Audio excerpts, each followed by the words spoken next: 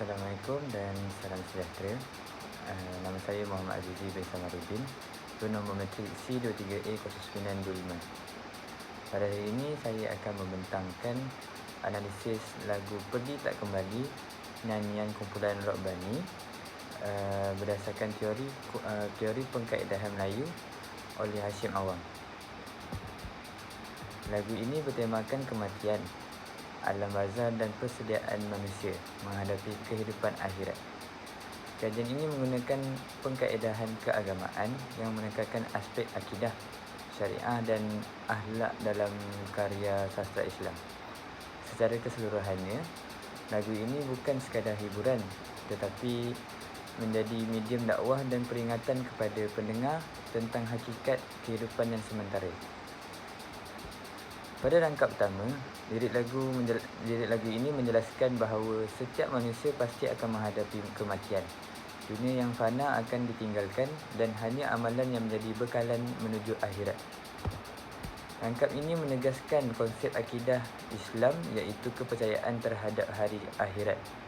Melalui pendekatan dakwah, pengarang mengingatkan bahawa kekayaan dan kemewahan dunia tidak mampu dibawa selepas mati. Hal ini selari dengan firman Allah bahawa setiap yang bernyawa pasti akan merasai mati. Seterusnya pada rangkap kedua, lagu ini menggambarkan suasana sakaratul maut.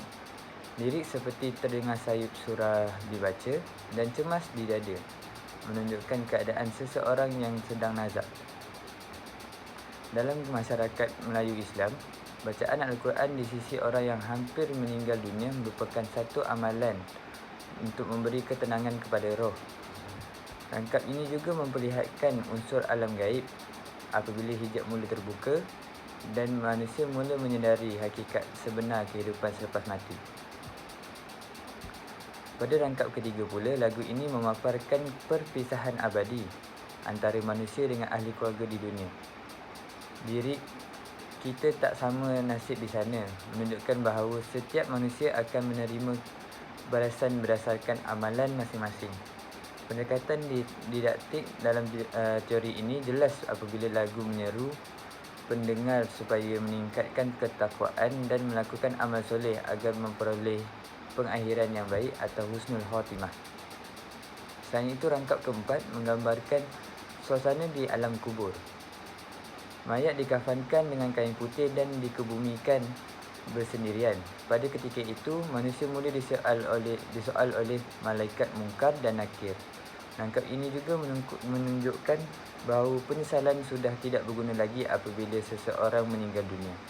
Dalam konteks pengkaedahan Melayu, sastra berfungsi memberikan kesedaran dan keindahan kepada masyarakat tentang realiti alam barzah dan kehidupan selepas mati.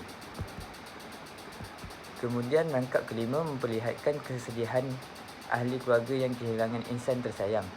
Walaupun perpisahan ini menyakitkan, doa daripada mereka yang masih hidup menjadi penghubung antara si mati dengan dunia. Pendekatan kemanusiaan dalam teori ini memperlihatkan fitrah emosi masyarakat Melayu yang penuh dengan kasih sayang dan penghormatan terhadap orang-orang yang telah meninggal dunia. Akhir sekali, lagu ini diakhiri dengan pengulangan kalimah La ilaha illallah.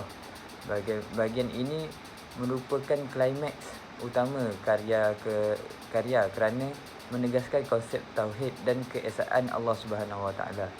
Pengulangan kalimah syahadat ini menjadi peringatan bahawa kehidupan seorang Muslim harus berpaksikan iman kepada Allah dan persediaan menuju akhirat. Kesimpulannya, lagu Pergi Tak Kembali menepati teori pengkaedahan Melayu, khususnya pengkaedahan keagamaan, kerana karya ini berjaya menyampaikan unsur dakwah, pendidikan akhlak dan kesedaran tentang kematian. Lagu ini membuktikan bahawa sastra Islam bukan sahaja berfungsi sebagai hiburan, malah menjadi medium untuk mendidik jiwa dan mendekatkan manusia kepada Allah Subhanahu Wa Taala. Itu sahaja, sekian, terima kasih.